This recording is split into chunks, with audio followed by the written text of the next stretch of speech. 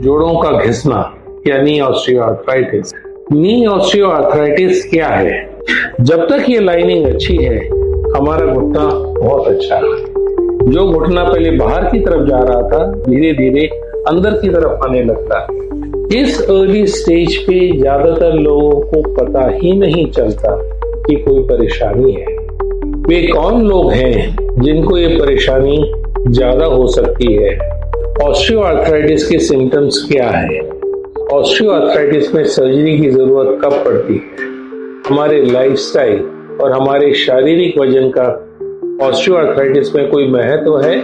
ये कमजोर हुई नहीं और आपको कुछ ना कुछ सहारा, छड़ी, वॉकर, तिपाई से चौपाई बना देती है।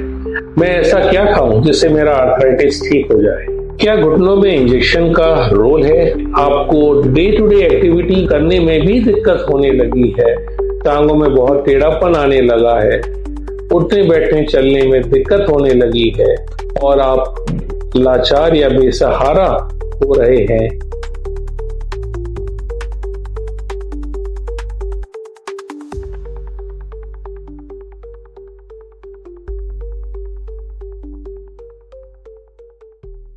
नमस्कार, मैं doctor Vivek Mittal, senior joint replacement surgeon. आज हम बात करेंगे घुटनों की एक बहुत ही कॉमन प्रॉब्लम की, जोड़ों का घिसना या नी ऑस्टियोआर्थराइटिस। नी ऑस्टियोआर्थराइटिस क्या है? मैं आपको इन पिक्चर्स के माध्यम से समझाता हूँ। हमारा घुटना कुछ इस प्रकार का है।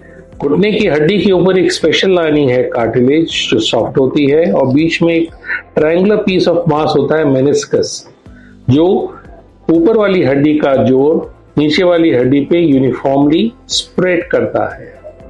जब तक ये लाइनिंग अच्छी है, हमारा घुटना बहुत अच्छा है। हमें उछलने कूदने में, हिलने डुलने में, डांस करने में कोई तकलीफ नहीं। समय के साथ साथ बोथ मेनिस्कस और कार्टिलेज घिसने लगते हैं। उनके साथ साथ अलाइनमेंट भी गड़बड़ होने लगती है। जो घुटना पहले बाहर की तरफ जा रहा था, धीरे धीरे अंदर की तरफ आने लगता है। और हम डायग्राम में देखें, अच्छे लेयर की जगह बुरी बुरी कार्टिलेज लेयर्स अपीयर होना शुरू हो जाती हैं। इस अर्ली स्टेज पे ज्यादातर लोगों को पता ही नहीं चलता कि कोई परेशानी है। फिर ये लेयर तकरीबन सारी की सारी ही घिस जाती है। हो सकता है आपका क्वेश्चन पूरा ना फटे, बट जो कार्टिलेज लेयर है, फुल थिकनेस आप देख रहे हैं, बिल्कुल घिस जाती है, somewhat like this. And in addition हमारा जो अलाइनमेंट है वो ऑलमोस्ट बोन टू बोन हो जाता है। एक हड्डी दूसरी हड्डी से टकराने लगती है, because there is nothing in between. This is the time जब लोगों को वाकई में ही पता चलता है कि उनके घुटने खराब हो गए हैं और उनको उठने बैठने चलने में दिक्कत होने लगती है, which is constant, almost constant and consistent. Well then जो मेनिस्कस है ऑलमोस्ट घिस घिसा के फट सा जाता है। Virtually no lining left, as you see on the top. And of course जो खराबी होती है अलाइनमेंट की, वो और भी ज्यादा हो जाती है। And what we call advance osteoarthritis, where definitely you will be needing surgical procedure to correct it. अगला सवाल ये उठता है, वे कौन लोग हैं जिनको ये परेशानी ज्यादा हो सकती है? ऑस्टियोआर्थराइटिस सभी को होगी। ये बढ़ती हुई उम्र का घुटनों के अंदर बदलाव है, एंड शायद ही कोई इंसान इससे अछूता रहे इस 90-100 साल की लंबी जिंदगी में। पर जिन लोगों को बचपन में चोट लग जाती है, जिन लोगों की मांसपेशियां बहुत कमजोर होती हैं, उनको घुटने पे ज्यादा जोर पड़ता है। जिन लोगों की हड्डियां कमजोर होती हैं, उनको टेढ़ापन और कुशन पे ज्यादा जोर पड़ता है। स्पोर्ट्स इंजरीज, कॉन्टैक्ट स्पोर्ट्स, इन सब चीजों में घुटने के ऊपर बहुत इंजरीज होती हैं, and if not properly treated osteoarthritis जल्दी कर लेते हैं। कुछ प्रकार के गठिया जो उम्र वाले ऑस्टियोआर्थराइटिस नहीं है, वो भी जोड़े को खराब कर देते हैं। Infection, that is another problem in the knee जो जोड़े को पूरी तरह खराब कर देती है। Well these are some conditions जिसमें जोड़ा जल्दी खराब हो जाता है। नेक्स्ट क्वेश्चन इज ऑस्टियोआर्थराइटिस के सिम्टम्स क्या है? क्योंकि ये समय के साथ साथ धीरे धीरे डेवलप होता है तो मोस्ट ऑफ द टाइम लोगों को तभी पता चलता है when the osteoarthritis is in advanced stage, मतलब जब तक वो बढ़ ना जाए लोगों का ध्यान उस तरफ जाता नहीं है। शुरू में शायद आप कभी कभार स्वेलिंग महसूस करें या भारीपन महसूस करें ज्यादा चलने पर। कभी कभार आप देखें कि आप मॉर्निंग में उठें या एक पोजीशन में ज्यादा देर बैठे रहने से आप देखेंगे कि उठते समय घुटना जाम हो रहा है। आप जमीन से उठ रहे हैं तो फॉर फ्यू सेकेंड्स आपको लगता है कि घुटना एकदम जाम है। But these are the symptoms of early osteoarthritis. जैसे जैसे बढ़ती जाती है आप देखेंगे कि आपकी चाल में परिवर्तन होता जाता है। ये सिम्टम्स फ्रीक्वेंट होने लगते हैं। आपकी घुटने या पैर की अलाइनमेंट में भी बदलाव आने लगता है। फिर जोड़ों में कड़कड़ की आवाज, उठने बैठने में सारा टाइम दिक्कत, सीढ़ी उतरना चढ़ना मुश्किल हो जाता है। ये एक कॉमन या कांस्टेंट प्रॉब्लम होने लगती है। Then these are the signs of advance osteoarthritis. लोग अक्सर ये सवाल पूछते हैं कि ऑस्टियोआर्थराइटिस में सर्जरी की जरूरत कब पड़ती है? सर्जरी तभी जरूरत पड़ती है जब बीमारी एडवांस हो, आपको दवाइयां, एक्सरसाइज, लाइफस्टाइल मॉडिफिकेशन आदि चीजों से आराम ना आ रहा हो, including physiotherapy. Remember, there is no cure for osteoarthritis. आप ट्रीट कर सकते हैं and in early stage medicine and other things, non surgical treatment are very effective. पर जैसे बीमारी बढ़ती जाती है इनकी एफिकेसी कम हो जाती है and you start depending on injections in the knee joint, and फिर समय के साथ साथ there is no other option but to go for surgical treatment of osteoarthritis। क्या आजकल की बिजी लाइफ या भागदौड़ भरी जिंदगी में हमारे लाइफस्टाइल और हमारे शारीरिक वजन का ऑस्टियोआर्थराइटिस में कोई महत्व है? आप खुद देखेंगे कि पीपल विद एक्टिव लाइफस्टाइल, जो लोग सुबह पार्क जाते हैं, they spend a lot of time walking or they take 10 to 12,000 steps a day, regular exercise करके अपनी मांसपेशियों को मजबूत करते हैं।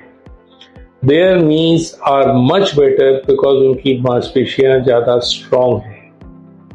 every increase of 1 kg weight depending on activity can add to up to 3 to 4 times more force। 3 से 4 kilo weight आपके घुटने पे डाल सकती हैं। तो weight has a very important role.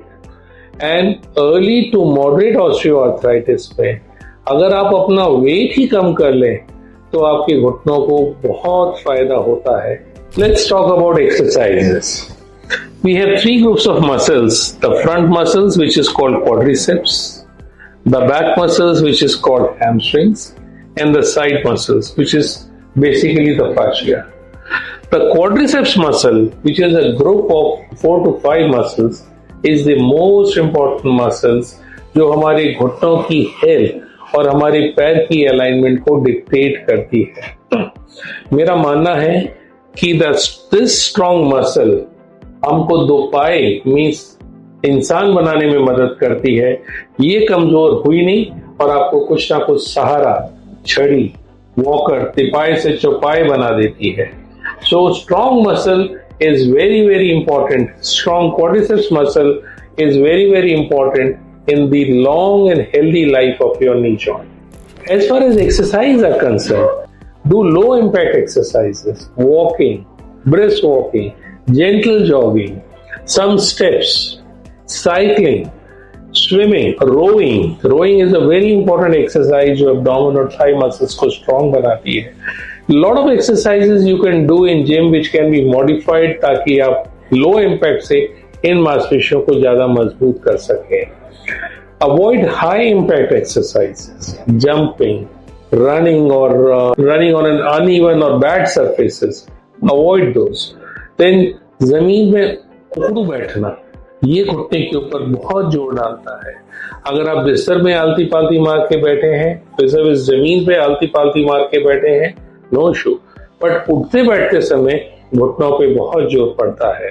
तो अगर आपके घुटने खराब है, avoid these activities and make sure that you are very regular with your exercises besides proper diet and good supplement of protein and calcium. लोग अक्सर ये सवाल पूछते हैं, डॉक्टर साहब मैं ऐसा क्या खाऊं जिससे मेरा आर्थराइटिस ठीक हो जाए या कभी हो ना। वेल, खाने पीने की किसी चीज से आर्थराइटिस ठीक नहीं होता। This is a brutal fact, but आपको प्लीज ध्यान रखना चाहिए कि आपकी हड्डियां मजबूत रहे, आपकी मांसपेशी स्ट्रांग रहे, and for both of them you require a good calcium and protein supplementation like egg and non veg for non-vegetarian people, maybe protein powder or protein biscuits for elderly people, pumpkin seeds, soybean, nuts for people who are strictly vegetarian. They help in building our muscles and bones along with omega-3 fatty acids. क्या घुटनों में injection का role है osteoarthritis के treatment के लिए? Definitely. अगर आपके घुटने में बार बार सूजन आ रही है और उस सूजन को कम करने के लिए उसको निकालने की जरूरत है, हम अक्सर स्टेरॉइड इंजेक्शन देते हैं इन लोगों को ताकि सूजन बार बार होना बंद हो जाए। बिसाइड्स दोज पर्सन्स जिनको बहुत स्टिफनेस है और उनको उठने बैठने में दिक्कत है और माइल्ड टू मॉडरेट आर्थराइटिस है, these injections, steroid injections help them a lot. इसके अलावा we can also use visco supplementation या grease injection. अक्सर ये माना जाता है कि grease injection may help you up to 1 year after single shot. Well, that may vary depending on the severity of your arthritis. Sometimes it may help much more and sometimes much less. The third category of injection is PRP.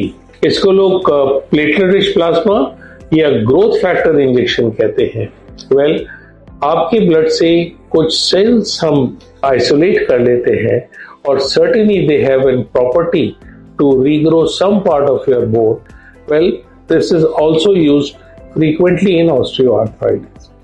And last injection is specially synthesized artificial cartilage cells. These are expensive injections which cost almost 1 to 1.25 lakhs per injection, or they may also help you a lot in early or moderate osteoarthritis. एक बार आपका osteoarthritis severe या advanced है, इन injections का कोई role नहीं है। आप लगवाएंगे भी तो बहुत जल्दी मायूस हो जाएंगे और you will find not much effect after few days. Well, पहली चीज, there is no age for knee replacement in a knee damage by arthritis. अगर आपका घुटना बहुत यंग एज में खराब हो गया है, घिस गया है, रूमेटॉइड और इन्फ्लेमेटरी आर्थराइटिस से बिल्कुल इरोड हो गया है, well, nothing else but a knee replacement will help you. उसी तरह से अगर आपकी उम्र 90 साल 95 साल है और अब जाके आपका घुटना खराब हो गया है and you feel that patient has good few years to live, that is the age for a surgery for osteoarthritis.